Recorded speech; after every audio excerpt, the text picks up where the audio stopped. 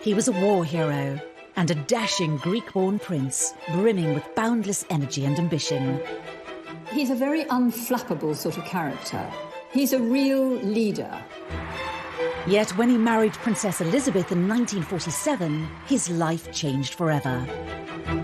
And when she was crowned queen, his role became to serve and support her. Prince Philip had to bow down and pay homage to his wife. I, Philip, am your liege man, obliged to live. It's a role he's dedicated almost 70 years to.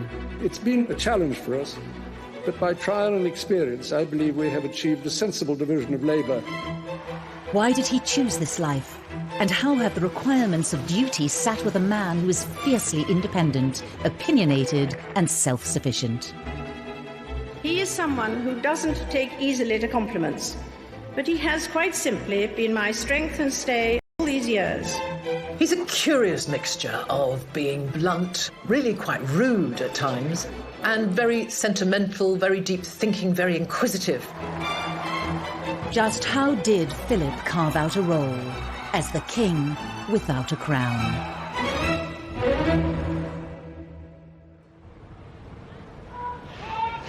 August 2017, and in the forecourt of Buckingham Palace, Prince Philip, the Duke of Edinburgh, is undertaking his last solo public engagement before retirement, a parade of the Royal Marines. He is 96 years old. It's over 70 years after his first official outing. In those years, he's packed in over 22,000 such events.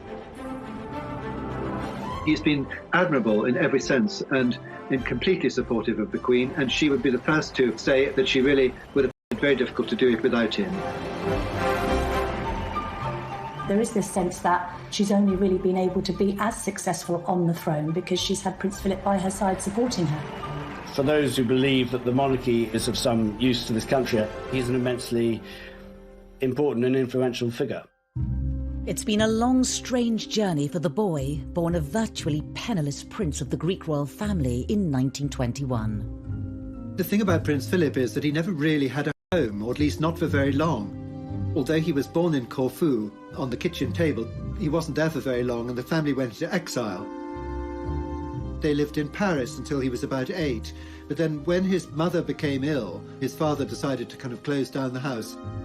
He suffered so much. His mother had been locked up in an asylum, his father had been an unfaithful man, and pretty much left Philip to fend. They just pushed him around like a parcel. Relatives and benefactors paid for his schooling in Scotland. And then, influenced by his mentor, Lord Mountbatten, the young Philip opted for a naval career, enrolling at the Training Academy in Dartmouth.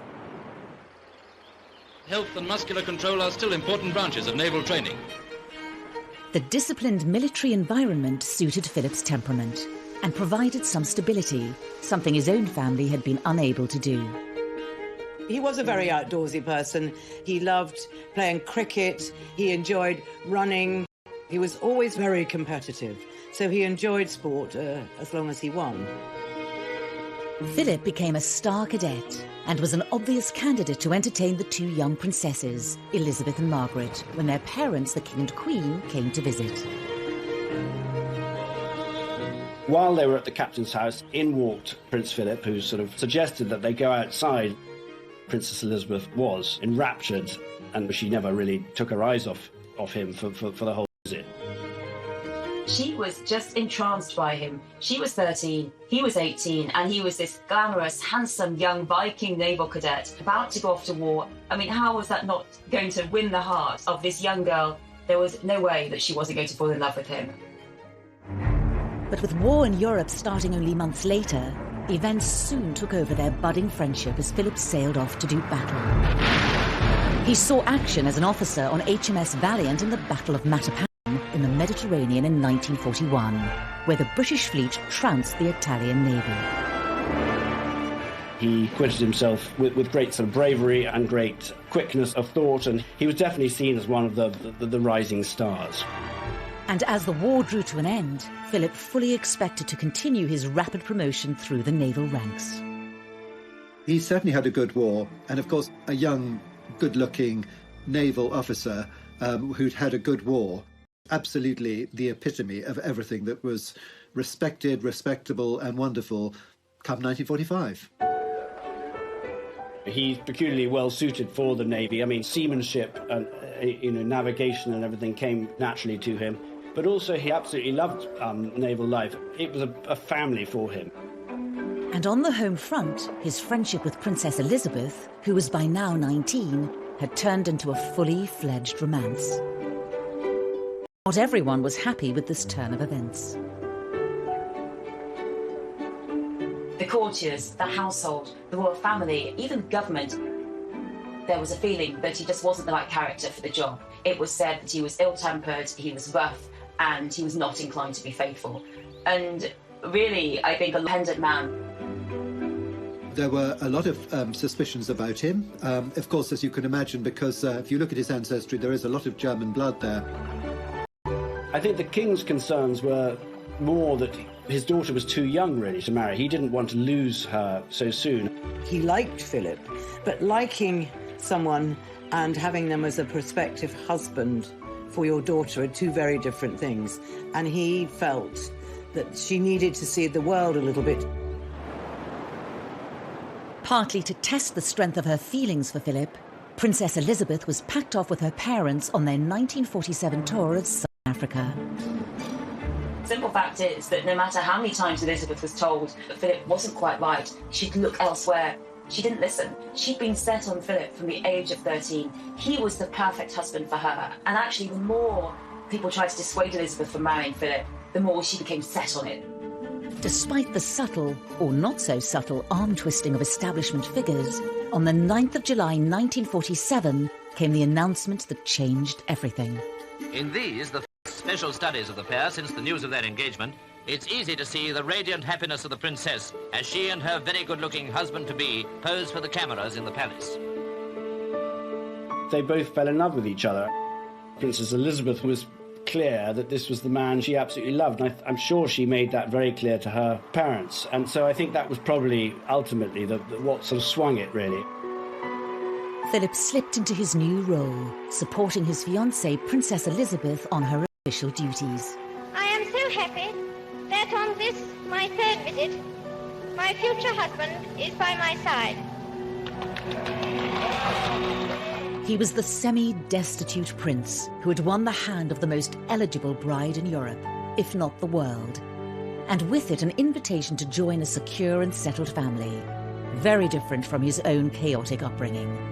But as he was to find out, the decision to marry Princess Elizabeth came at a price.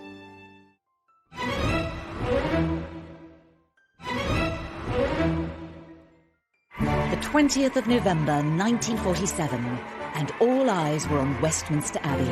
Thousands had assembled overnight, all eagerly waiting to see and to cheer the royal processions on this day of their own princess's marriage. Churchill described it like the first bit of colour to sort of happen after the war. It helped to cheer everyone up. You know, London was still a sort of bomb site, basically. Rationing was still in place. People had gone through a difficult time during the war. The country was drained and exhausted, yes, absolutely exhausted.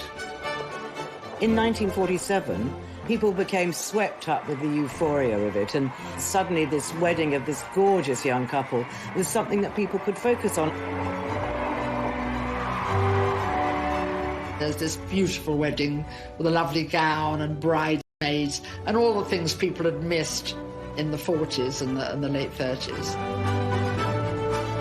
But when it came to compiling the guest list, there was one decision that indicated just how sensitive the establishment was to Philip's background. Prince Philip's sisters were not invited to the wedding because they were married to quite high-ranking German officers, one a member of the SS. His father had died during the war, so the only member of his family there was his mother.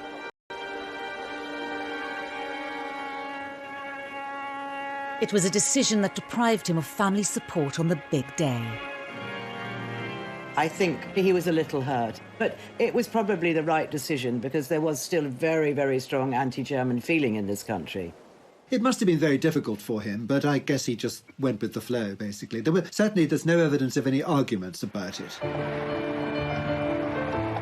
There was a sort of feeling that he was up against it. He had a sort of fight on his hands during the early years of his marriage, and to sort of establish himself, find a role for himself and a role in the country, really. Every father will understand this father's pride and delight in his young son. And almost a year later, Charles, the heir to the throne, was born. But for Philip, there was another indication of where the real power lay. It had been decided by Churchill and others that the couple's children wouldn't take his family name, Mountbatten, but hers, Windsor. He said, you know, I'm nothing but a bloody amoeba. Some sort of happier compromise might have been found, but I think it definitely, you know, it created problems in the marriage, I think. Now, Prince Philip did actually argue against this, so I think it was an unhappy moment for him. As life settled down, Philip faced the question, what was his new role? He made a few tentative forays onto the public stage. Boxing at the Royal Albert Hall, and the Duke of Edinburgh was the guest of honour at the London Boys Club Championships. I'd like to say how delighted I am in that capacity to see this hall so full of people who are obviously well-wishers of the London Federation of Boys Clubs and of the Boys Clubs throughout Great Britain. But what he really wanted was to continue his highly successful naval career, and that meant a stint as an instructor. Lieutenant Mountbatten returns to the Naval Training Centre at Corsham, where he's an instructor at the Petty... It wasn't his thing. He wanted to be out there, commanding on active service. So desk jobs, teaching, administration, that really wasn't the job he wanted. Malta greets the arrival of Princess Elizabeth. His luck changed when he was posted to Malta in 1949. It was famously what they described as their happiest time. It was a place where they could be free and people didn't gawp at them, and it was a very lovely time for them in all sorts of ways, and a very fulfilling one for him professionally as well. They were young. They were in love. They had frankly dumped their children with the grandparents and were having a good time. Princess Elizabeth was able to be the wife of around in her little car. They danced in the Phoenicia Hotel just outside Valletta. They went to polo matches, he played, and they had a lovely time, basically. The only cloud on the Mediterranean horizon was the deteriorating health of King George VI. The nation's concern at His Majesty's illness is reflected in the crowd of loyal sympathisers gathered in the rain outside the palace to offer their own personal tributes. The King's health broke down very soon after the war. There were state visits when Princess Elizabeth had to make his speech, when the Queen Mother would be greeting, as it were, the King of Norway, and the King didn't even leave his room. So the ill health of the King curtailed Prince Philip's naval career. Philip tried to reconcile being pulled in two directions at once, a desire to continue with the naval career he obviously loved, and the duty to support his wife. The Duke of Edinburgh, who of course holds the rank of Commander, Royal Navy, went to Chatham to unveil the World War II extension to the Naval War Memorial. I'm particularly proud to do this because, like all of us who served in the Navy during the war, I lost many friends and shipmates who are commemorated here. As the King's health worsened, Philip's dual role became increasingly difficult to balance. It was decided the young couple should undertake a tour of the Commonwealth in place of the King. When you look at the pictures of the King bidding farewell to his daughter, people must have wondered a little bit whether they would ever see each other again. Although Elizabeth and Philip were deputising for the King, they didn't necessarily know how ill he was. I think that both Elizabeth and Philip thought that he would continue, although much weakened in health, for many years to come.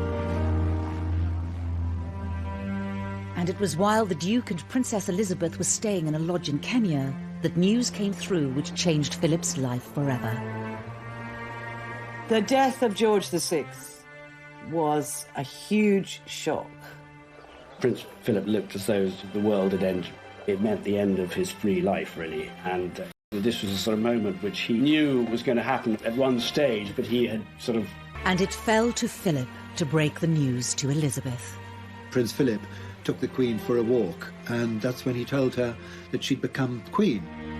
Elizabeth had always been so devoted to her father, and to tell her in the middle of a tour that her father was dead and she had to go back to be Queen must have been a quite devastating job. The tour was abandoned and the couple returned to the UK, leaving their old lives behind in Africa.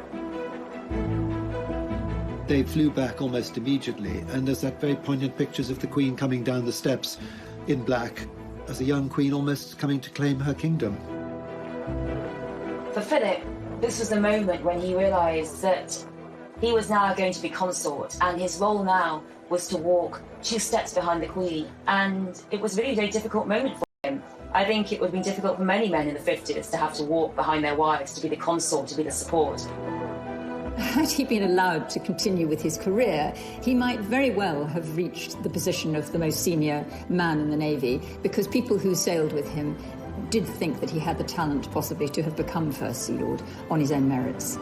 He'd just been promoted in the Navy, in the Royal Navy. The best years were ahead, he said later, but he had to give it up. He had to be at the Queen's side. And it was a massive sacrifice for him.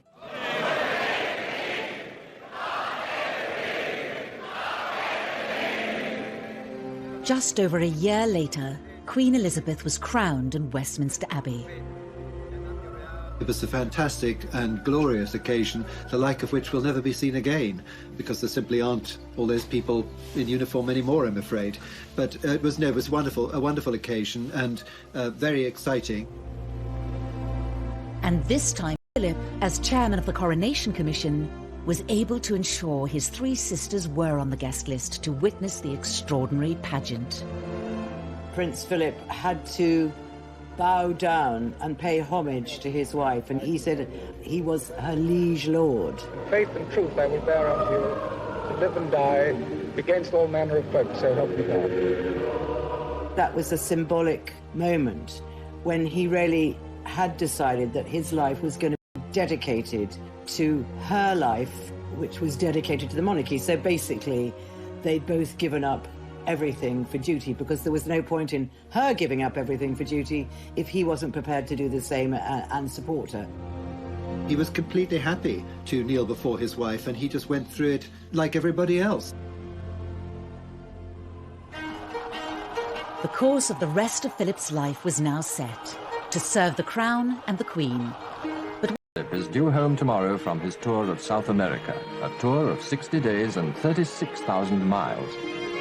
With characteristic energy, Philip threw himself into making royal visits abroad. He was never going to be the sort of person who would be happy sort of just slinking away to Balmoral or Sandringham and sort of spending his life shooting pheasants and, pottering around the farm. So he developed a useful role promoting British business and technology. He goes to nuclear reactors, goes to glass-blowing factories making all kinds of products all over Britain. Philip had a really personal interest in the technology and intricacies of business and manufacturing. When Prince Philip first started making tours of inspection, his thoroughness was often inclined to startle. But now we're used to his rather specialised approach, and we see him here showing his particular interest in industry. Where he became very effective was going out and about and giving speeches, and his speeches were widely admired and sort of reported on the press. Ladies and gentlemen, it is clearly our duty as citizens to see that science is used for the benefit of mankind. For what use is science if man does not survive? There's a sort of impatience in him, which is impatience with people who are stuck in their ways. He's innately curious, and I think that's a great attribute, actually. He's a man with acquired wisdom on very, very many subjects. And there's one initiative virtually everyone agrees was a great idea. The Duke of Edinburgh's award scheme proves that the life of modern youth isn't all pop music, long hair and punch-ups. He recently presented gold awards to 127 girls and over 750 boys. Since its launch in 1956, over 6.5 million young adults have developed their confidence and skills by taking on physical, social and charitable challenges in their desire to earn a bronze, silver or gold award. Just got to talk to these young people who come from every walk of life and find out what they've done and the excitement they've done, the adventures they've had getting these awards, to realise that it is a great achievement that he started this scheme, and it's very much of his character. The presentation took place in the gardens of Buckingham Palace, something of a thrill for all the youngsters. Whatever his personal feelings and frustrations, Philip was reconciled to his role supporting the Queen, was father to 4 children, and the monarchy seemed secure for another generation. Philip's life seemed as settled as anyone's could be in his extraordinary position. But soon the settled life would be tested to its very limits, and the test would come from inside his own family.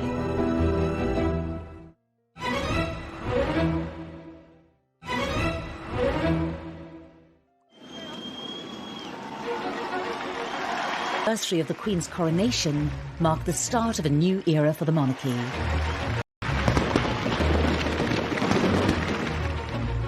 The year before had seen the Duke of Edinburgh and the Queen welcome the birth of their first grandchild to Princess Anne.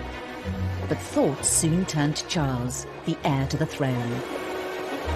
Approaching his 30s and still single, Prince Philip was anxious for his son to settle down and maintain the line to the throne. It was his father who had made all the decisions about the children during their lifetime. He very much was the one in the family who wore the trousers. So I think the fact that the role fell to him to give him a kick up the backside, to say now was the time, he couldn't just swan around with any number of pretty girls on his arm. And so, yes, it was probably natural for Prince Philip to take that role. When the Prince of Wales began courting Lady Diana Spencer, it seemed to many that he had met his match. But Charles was unsure. It fell to the Duke to urge his son to make a decision.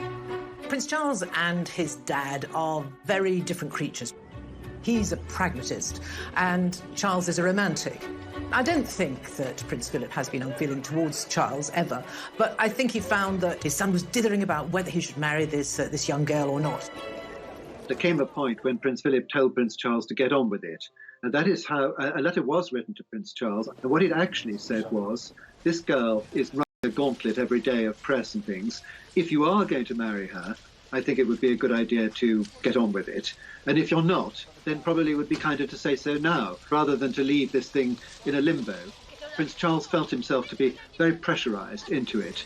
11 a.m., Buckingham Palace. The beginning of a day to remember for Prince Charles, Lady Diana, and for quite a lot of other people too. Jolted into action by the Duke of Edinburgh, Charles proposed to Diana in February 1981. The two were married just 5 months later to the delight of the nation and millions around the world. But to Prince Philip's dismay, Charles and Diana's honeymoon period would be short-lived. The strains in their relationship were fully exposed during their trip to South Korea last month. The distance between them could not be disguised. The papers dubbed them the Glums. Well, being a dad and being a father-in-law, he would have been pretty disappointed because he and the Queen had believed in the sanctity of marriage. There was disappointment that this great expectation in 1981 of this mammoth wedding, which was everybody billed it as a fairy tale wedding, should sort of suddenly crumble in the mid-80s. To counsel the once happy couple. He wrote letters in which he tried to be a marriage counsellor, if you like, and she wrote back always saying, dearest Pa was the way she started letters, and she said, I think you really underestimate your skills as a marriage counsellor. And she also said, whatever happens, I will know always that you care. This is Prince Philip, husband, consort of the Queen, father of the Prince of Wales, who is heir to the throne. So he probably felt that it was not just a family duty, but it was a public duty to try and get them to talk to each other, to reconcile and to save the marriage. No two marriages are quite alike. I think that the main lesson that we've learned is that tolerance is the one essential ingredient of any happy marriage. It may not be quite so important when things are going well, but it is absolutely vital when things get difficult. Despite Prince Philip's attempts to mediate, Charles and Diana separated in 1992. It is announced from Buckingham Palace that, with regret, the Prince and Princess of Wales have decided to separate. It was just one of a series of marital setbacks to hit the royal family that year. The Yorks' apparent separation leaves two young children in an unprecedented position so close to the throne. To see your children go their separate ways and to suffer and to do so publicly, it was very difficult for them. Probably a little frustrated that they just couldn't get on with it, because that's the kind of man he is. He's a man who gets on with things. I sometimes wonder how future generations will judge the events of this tumultuous year. The marriage finally cracked amid rumours the princess had been secretly meeting the dashing naval commander Tim Lawrence. He was exasperated that all these things were going on within the family, none of which was the fault of the Queen or Prince Philip, but was having repercussions on the Queen in that the media was saying, well, why can't she control her family? Well, if your son is 40-something, you don't tell a 40-year-old how to behave. You hope that they're going to be able to do it themselves. It has turned out to be an annus horribilis. But after the breakdown of 3 of their children's marriages, in November there would be yet another blow to the Queen and the Duke of Edinburgh. There are no words that can describe this scene. The sky aglow above Windsor tonight as 1,000 years of history takes flame. The Windsor Castle fire was a huge personal tragedy for the Queen. It's a much-loved home, and I remember being there and watching her in the courtyard the morning after the fire, walking amongst the smouldering timbers, and I felt really sorry for her. She seemed like a rather sad old lady at that moment. But things got worse because the government said that they would pay, the taxpayer, in other words, would pay for the repairs at Windsor. Why should we pay? Government don't pay, we pay. The Queen and Prince Philip were dropped into it, beyond their necks, right up to their eyebrows. With the Queen at the centre of press and public criticism, she would need Philip in his dual role as husband and consort more than ever. Philip was in Argentina when the fire broke out, and he spent long hours that evening on the phone to the Queen, trying to comfort her because she was absolutely distraught by what was happening. Philip decided he would take a leading role in the restoration project, and it's just the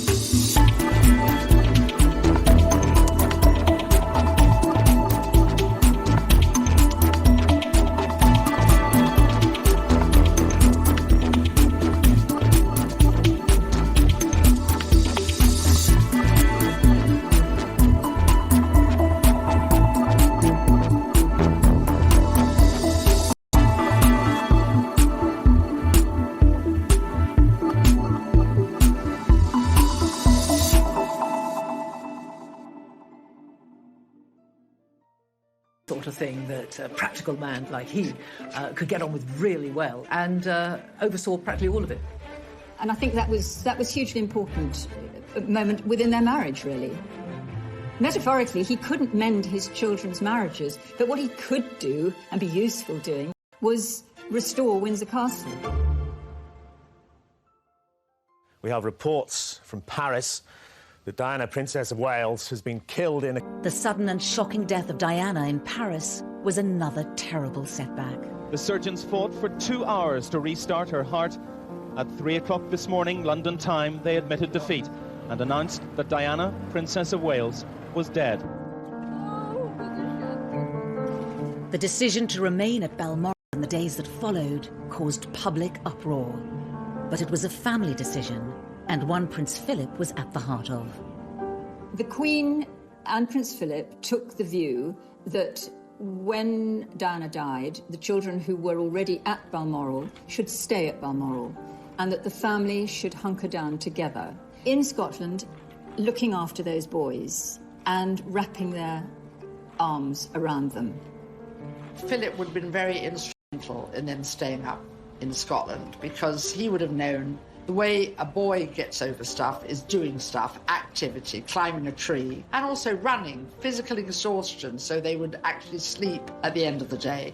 All of those things would have been part, if you think about it, of the training that Philip had had. He's always done exercises all his life, and I think he would have thought this is what might help the boys through the next couple of days.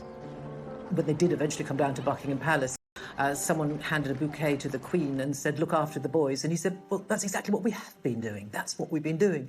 He was very much the grandfather then, and he continued to nurture and guide William and Harry through those dark days following Diana's death. These people are waiting to see the People's Princess pass by on her last journey, and the royal family are at the gates of Buckingham Palace waiting to do exactly the same thing. Just as it was behind closed doors in Balmoral, Prince Philip's role would be just as pivotal on the very public day of Diana's funeral, as millions watched around the world. I wondered where the Duke of Edinburgh was when I saw the gates of Buckingham Palace. I should have thought of it. He, of course, going to walk to a gentleman of 75 years old. Philip played a very big part in the way the funeral played out. Charles Spencer wanted to walk behind the cortege himself on his own. And the two Charleses fell out over this. And it was solved and sorted by Prince Philip, who stepped in and said, "Look, I will walk as well." And as a result, the two Charleses, the two boys, and Prince Philip all walked that long walk from St James's Chapel to Westminster Abbey. There was controversy over whether or not the boys should walk behind their mother's coffin. There was some pressure, I think, from Downing Street that they should be seen to do so. And in the end, will you walk? And so they did walk behind their mother's coffin, something that Harry to this day feels was not right for such a young lad, and was very traumatic for him. But there is a moment when the coffin passes under an archway of horse guards, and you can see, I think, Philip just put a little reassuring hand on William's shoulder. He was there by their side and giving them some very important and much-needed strength. Prince Philip is known as having this gruff, get-up-and-go side to his character, but he also has a very emotionally intelligent and sensitive side, especially to family things, because he had a very tough childhood himself. So I think because of that experience, it actually makes him more, not less sensitive to dealing with family problems. Toward the end of yet another tumultuous royal year, the Queen gave a speech on their 50th wedding anniversary, reserving special and rare public praise for her husband and consort. He is someone who doesn't take easily to compliments, but he has quite simply been my strength and stay all these years. And I and his whole family, and this and many other countries, owe him a debt greater than he would ever claim, or we shall ever know. When tragedy has struck, or when the monarchy has looked as though it was going through a rocky period, that's where Philip has really come into his own. He's a very unflappable sort of character. He's a real leader and a tower of strength. The Duke had been instrumental in helping the Windsors navigate the most turbulent years of the Queen's reign. And thankfully, brighter times were ahead. By 2002, the dark clouds over the royals lifted, as the British people came out in their millions to celebrate the Queen's Golden Jubilee. Prince Philip was, as ever, by her side to share in this momentous occasion. If ever the monarchy came close to real serious difficulty, it was during the 90s. But really, by 2002, the reception that the Queen got for her Jubilee just made all of that decade's disaster go away, really. For Prince Philip, as the strength and stay of the monarch all of these years, he wanted a milestone himself, and 50 years on the throne was significant for him as her partner and right-hand man. He also enjoyed seeing the crowds, so he was very much in tune with those who were coming out well-wishing and enjoying it on behalf of his wife. And suddenly it seemed like they were having a royal renaissance. The royal family's popularity was at a high, thanks in no small part to the Duke of Edinburgh's unerring support. But fresh challenges would be just around the corner for the Queen's loyal consort. The reign moment of reckoning for Prince Philip.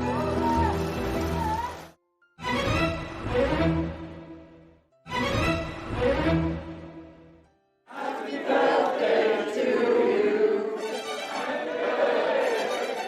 2011 saw the Duke of Edinburgh celebrate his 90th birthday. What I just want to do is to welcome you all here on this 100th birthday party. 100th, you know, it's not 90. I remember seeing him around about that time at Buckingham Palace, and he'd been a little bit poorly, and then he came across, and I said, "Oh, it's good to see you, sir. Good to see you looking so well." And he looked me up and down and said, "Oh, you're not looking so bad yourself, actually." So he still had a twinkle in his eyes.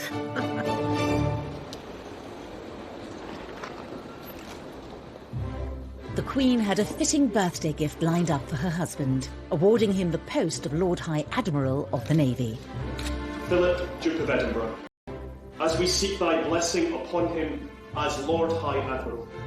Obviously, he'd much rather have stayed in the Navy and earned that title, but he knows that that wasn't to be. He had another job to do, and that job which he took on and which he's adhered to all these years is simply to support the Queen in everything she does, first and foremost. Although when asked that, I mean, he said, regrets? What's the point of regrets? You know, there's no point in regret. See, practical man, no point in regretting. This is what it is. Get on with it. Nothing typified the Duke getting on with it more than the rain-soaked Diamond Jubilee of 2012. But on this occasion, Philip's dedication to duty came at a price. He stood there in the rain, as did the Queen. There seemed to be no shelter at all, and unfortunately the next day he was taken to hospital with an infection, and we realised that he wasn't going to be able to take further part in the Jubilee celebrations. It was a journey they should have made together, but today the Duke of Edinburgh's place was taken by Lady Diana Farnham. To many, it was a sign of things to come for the 90-year-old consort.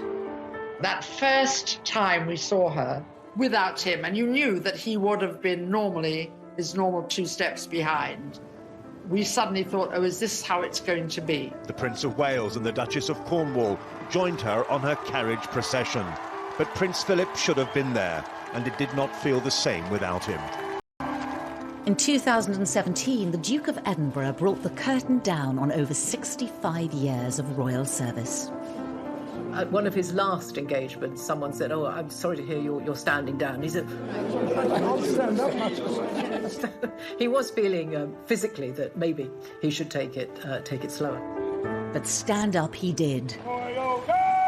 For the last of his stints as royal consort. And again, it was one of those days, if you hark back to 2012, that river pageant, it was chucking it down. Well, it was raining. It wasn't quite chucking it down, but he was in his raincoat and he had his bowler hat on. And he went out there at 96 to meet the soldiers, representatives of the Royal Marines and the officers, to say goodbye. And that would have been quite a wrench for him because he'd been Captain General of the Royal Marines, so it was pretty important.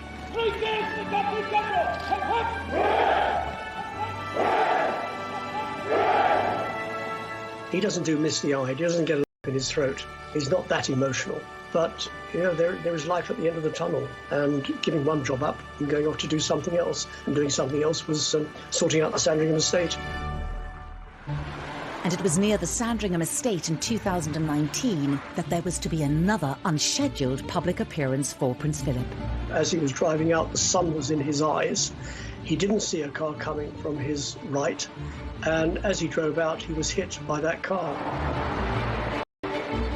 And the Range Rover was knocked on its side and sent hurtling over to the other side of the road. Surprise, surprise, and by miracle, that Prince Philip got out of that car with just a few scratches.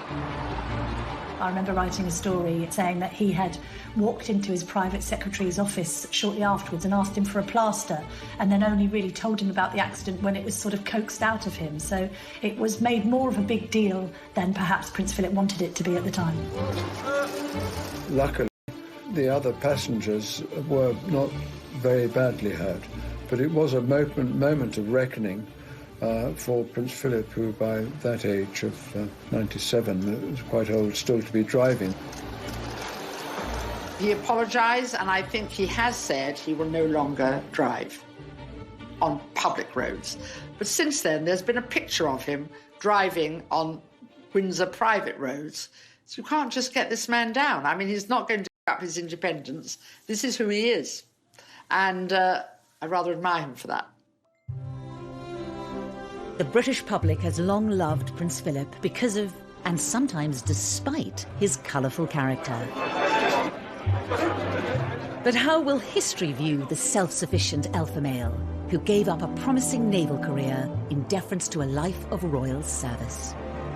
In his position as consort to the Queen, he's been able to achieve so much more than he would have been as a commander in the Royal Navy, or, you know, I mean, what was he before that? He was basically a penniless, exiled prince. He is an action man, he's a doer. And so he has carved out areas that meant a great deal to us, hosted design awards, he has started the Duke of Edinburgh Awards scheme. All these things meant a great deal to him, and they are all about one thing in particular. They're focused on getting people to do things for themselves. That's what he wants. He wants people to learn by experience and explore this world.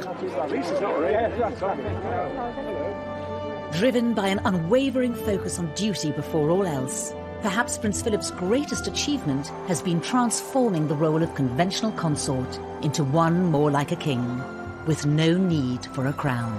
For those who believe that the monarchy is of some use to this country, I think he's an immensely important and influential figure. Here we are, we still have a monarchy that is the envy of the world.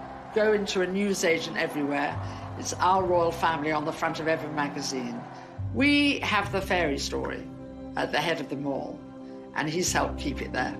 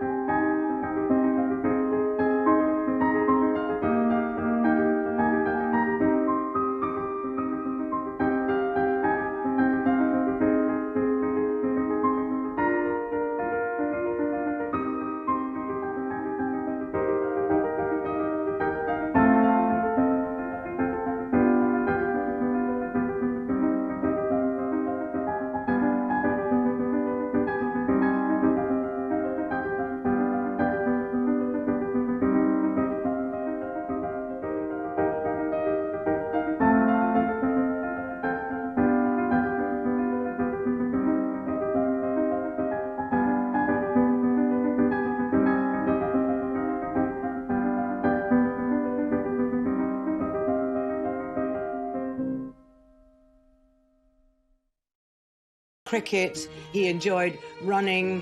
He was always very competitive, so he enjoyed sport as long as he won. Philip became a star cadet and was an obvious candidate to entertain the two young princesses, Elizabeth and Margaret, when their parents, the King and Queen, came to visit. While they were at the captain's house, in walked Prince Philip, who sort of suggested that they go outside. Princess Elizabeth was enraptured, and she never really took her eyes off him for the whole visit. She was just entranced by him. She was 13, he was 18, and he was this glamorous, handsome, young Viking naval cadet about to go off to war. I mean, how was that not going to win the heart of this young girl? There was no way that she wasn't going to fall in love with him.